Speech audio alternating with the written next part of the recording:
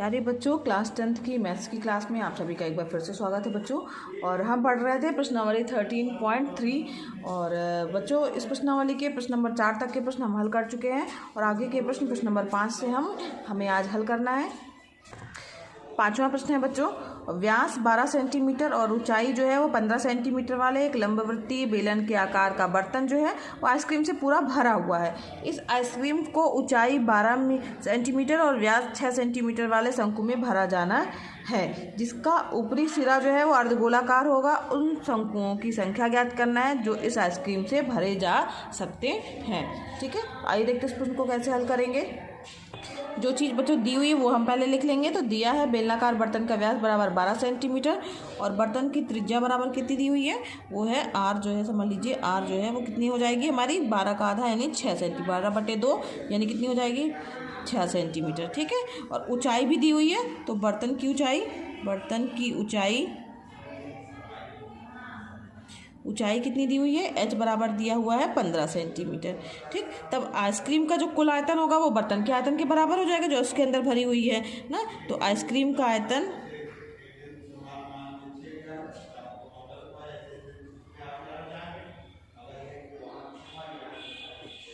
बर्तन का आयतन बराबर होगा। ठीक है, बर्तन का आयतन, तो बर्तन का आयतन क्या हो जाएगा पाई आर स्क्वायर h। ठीक है, क्योंकि बेलनाकार है तो पाई आर का मान कितना है बच्चों, यहाँ पर आर जो है हमारा आया 6 सेंटीमीटर यानी 6 × 6 हो जाएगा और h जो है वो हमारे पास में है 15। ठीक, अब यहाँ पर इसको हल कर लीजिए। 540 पाई घन सेंटीमीटर, ये हमारे पास में क्या हो गया, ये आइसक्रीम का आयतन हो गया। क्योंकि बच्चों जो आइसक्रीम है वो किस में भरी जानी है, शंकु में भरी जानी है। तो यानी अगर हम कितने शंकु चाहिए उनके हमको संख्या चाहिए है, तो एक शंकु का आयतन हम पहले ज्ञात कर लेते हैं। ठीक है, तो एक शंकु का आयतन बराबर हो जाएगा, तो शंकु के आयतन का क्या फार्मूला होता है, 1/3 पाई आर स्क्वायर h। तो r की जगह मान लीजिए हम पहला शंकु ले रहे हैं तो यहाँ पर r1 स्क्वायर हो जाएगा इंटू h1 हो गया, तो 1/3। ठीक, पाई की जगह पाई रहने दीजिए, आर का मान जो है वो 3 दिया हुआ है तो 3 का स्क्वायर हो गया। ठीक है, और ऊंचाई कितनी दी हुई है, 12 दी हुई है। ठीक, ये प्रश्न में ही दोनों चीज़ें दी हुई हैं, आप अलग से चाहे तो लिख सकते हैं। अब इसको हल कर लीजिए तो ये हमारा आ गया 36, 3 से 3, 3 चौको 12, 3 त्रिका 9, 9 चौको 36 पाई। ठीक है, घन सेंटीमीटर। ये हमारे पास में क्या आ गया, शंकु का आयतन हो गया एक शंकु का। ठीक, अब शंकु के ऊपर अर्धगोला भी है तो यानी हमारे पास में अर्धगोले का भी आयतन होना चाहिए। ठीक है, क्योंकि जो शंकु के आइसक्रीम का हो गया और फिर उसके बाद उसके ऊपर अर्धगोला भी है। तो जब शंकु का आयतन और उस अर्धगोले का आयतन अगर हम जोड़ देंगे तो जो हमारे पास आइसक्रीम बनेगी ना, आइसक्रीम से भरे शंकु का कुल आयतन तब हमारे पास में प्राप्त हो जाएगा। तो यहाँ पर सबसे पहले हम क्या ज्ञात करेंगे, शंकु के ऊपर अर्धगोले का।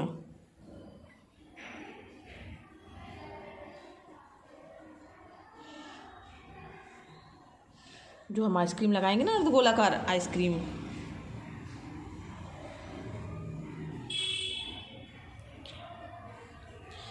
का आयतन हमें ज्ञात करना है। ठीक है,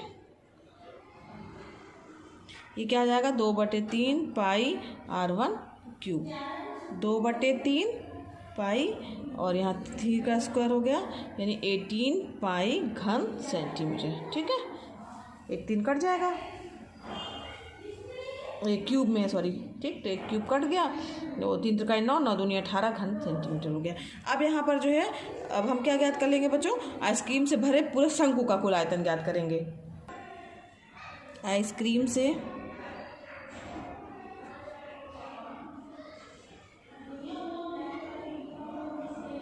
शंकु का कुल आयतन क्या हो जाएगा, वो हो जाएगा हमारे पास में जो दोनों चीज़ें आई हैं, बेलन शंकु का आयतन निकाल लेंगे ये यानी 36 पाई प्लस जो अर्धगोला उसके ऊपर हम आइसक्रीम से भर रहे हैं उसका आयतन यानी 18 पाई इक्वल टू कितना हो गया 54 पाई घन सेंटीमीटर। समझ में आ रहा है बच्चों। अब शंकुओं की संख्या हमें ज्ञात करनी है, तो अतः शंकुओं की संख्या, अब संख्या बराबर क्या हो जाएगा, आइसक्रीम का कुल आयतन और जो एक शंकु वाली जो आई है आइसक्रीम उसका आयतन जो है तो उसको भाग कर देंगे, उतनी हमारे पास में शंकु आ जाएंगे। तो आइसक्रीम का आइसक्रीम का कुल आयतन बटे कर देंगे एक शंकु में भरी आइसक्रीम का आयतन। ठीक है, समझ में आ रहा है कि किस तरीके से किया गया। अब यहाँ पर इसका आयतन कितना आ जाएगा, 540 पाई टोटल है हमारे पास में, और 54 पाई एक का है, तो यहाँ पर ये कट जाएगा, पाई से पाई कट गया, ये कट जाएगा 10, यानी टोटल हमारे पास शंकुओं की संख्या कितनी हो गई, 10। तो इसका उत्तर आप अलग से लिख दीजिएगा। अतः शंकुओं की संख्या जो है वो कितनी होगी, या शंकुओं की संख्या जो आइसक्रीम से भरे जा सकते हैं उनकी संख्या 10 होगी। ठीक है, उत्तर आप अलग से लिख दीजिएगा। आगे बढ़ते हैं नेक्स्ट प्रश्न की ओर। छठवां प्रश्न है बच्चों, विमाओं 5.5 centimetre into 10 centimetre into 3.5 centimetre वाला एक घनाभ बनाने के लिए 1.75 सेंटीमीटर व्यास और 2 मिलीमीटर मोटाई वाले कितने चांदी के सिक्कों को पिघलाना पड़ेगा। तो इसके लिए सबसे पहले क्या करिएगा बच्चों, यहाँ पर दिया हुआ है व्यास इतना दिया हुआ है, तो त्रिज्या आपकी सबसे पहले ज्ञात हो जाएगी, प्रत्येक सिक्के की त्रिज्या ज्ञात हो जाएगी, और ऊंचाई दी हुई है ना, तो ये ऊंचाई मतलब वही उसकी मोटाई जो दी हुई है 2 मिलीमीटर, तो ये यहाँ पर दिया हुआ है। तो इस पे इसके अनुसार जो है मीटर, ये मिलीमीटर को बच्चों सेंटीमीटर में चेंज कर लीजिएगा, उसमें 10 का भाग दे देंगे तो हमारे पास में सेंटीमीटर आ जाएगा, 2/10 सेंटीमीटर। ठीक, तो ये भी सेंटीमीटर हो जाएगा और ये भी सेंटीमीटर हो जाएगा। फिर सिक्के का आयतन ज्ञात करिएगा। सिक्के का आयतन क्या हो जाएगा, πr² की सहायता से सिक्के का आयतन आपका ज्ञात हो जाएगा। और इसके बाद जो है वो घनाभ की आकृति बन रही है, घनाभ का आयतन जो है आप सबसे पहले ज्ञात कीजिएगा, और जो घनाभ का आयतन होगा बच्चों वही सिक्कों का आयतन हो जाएगा। और उसके जो सिक्कों का आयतन जो होगा, चूँकि n सिक्के हैं हमारे पास में, तो उसमें n का पहले मल्टीप्लाई, एक सिक्के का आयतन जो आया उसमें n का मल्टीप्लाई कर देंगे तो n सिक्कों का आयतन हो जाएगा। और हमें संख्या ज्ञात करनी है तो सिक्कों का आयतन घनाभ के आयतन के बराबर कर दीजिएगा, उससे n का मान आपका ज्ञात हो जाएगा। तो इस तरीके से जो है आप सिक्कों की संख्या ज्ञात कर सकते हैं। ये आपका होमवर्क हो गया, इसे आपको खुद ही स्वयं करना है। तो आगे बढ़ते हैं नेक्स्ट प्रश्न की ओर, प्रश्न नंबर 7 की ओर। अब बढ़ते हैं बच्चों 7वें प्रश्न की ओर।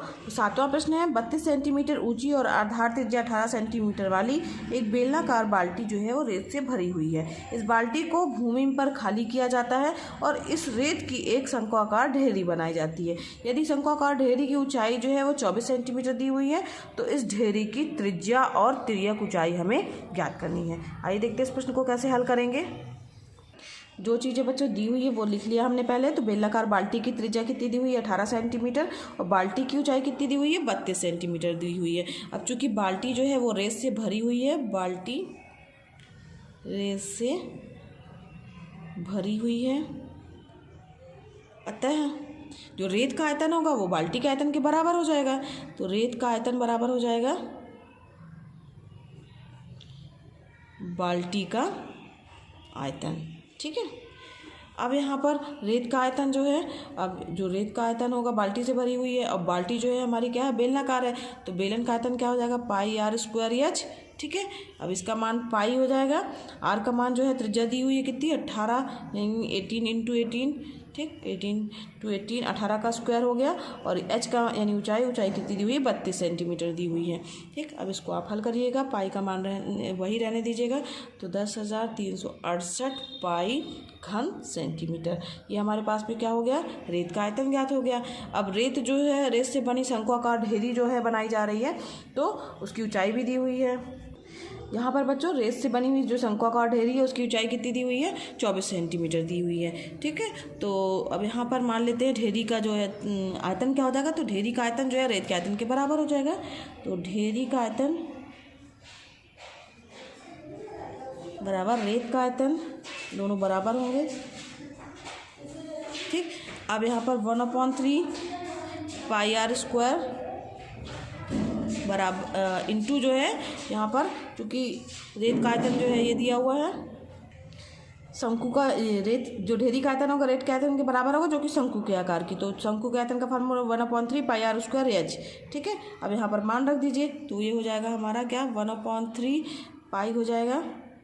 ठीक, पाई का मान पाई रहने दीजिए, आर का मान हमें ज्ञात ही करना है, समझ लीजिए, ये स्मॉल आर हो गया, r² हो गया, और h ऊंचाई जो है ढेरी की कितनी दी हुई है, 24 दी हुई है। ठीक, तो 3 एकम 3, 3 अट्ठे 24 हो जाएगा। यानी कितना हो जाएगा यहाँ पर आर स्क्वायर,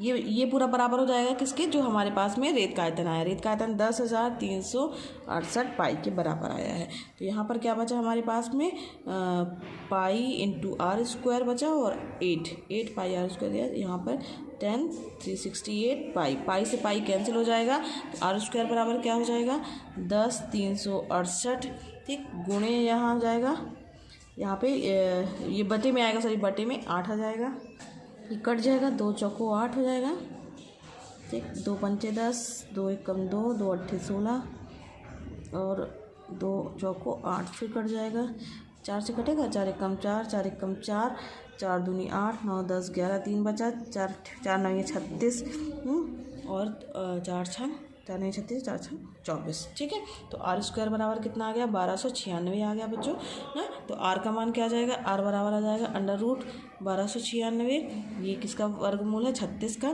तो इसका वर्गमूल निकालेंगे तो 36 हो जाएगा सेंटीमीटर।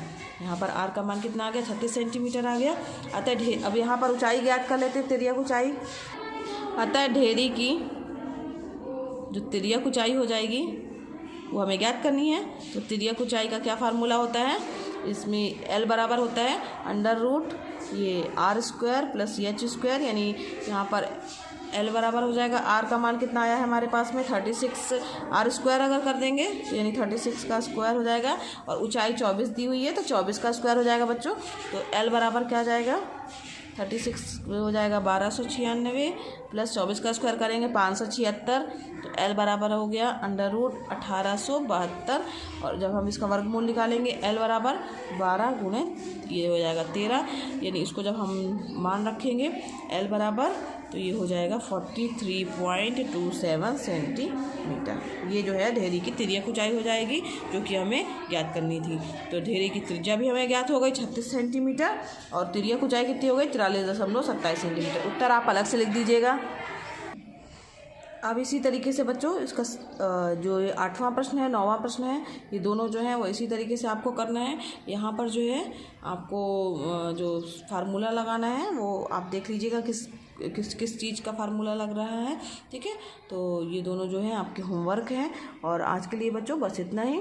और बच्चों अगर पढ़ाना पसंद आ रहा हो तो वीडियो को लाइक कीजिएगा, चैनल पर नए हैं तो चैनल को सब्सक्राइब कीजिए, और ये वीडियो क्लासेस बच्चों एकदम फ्री हैं तो आप भी इसका लाभ लीजिए, दूसरे बच्चों को भी शेयर कीजिए ताकि वो भी इसका लाभ ले सकें। धन्यवाद बच्चों, मिलते हैं नेक्स्ट वीडियो क्लास में।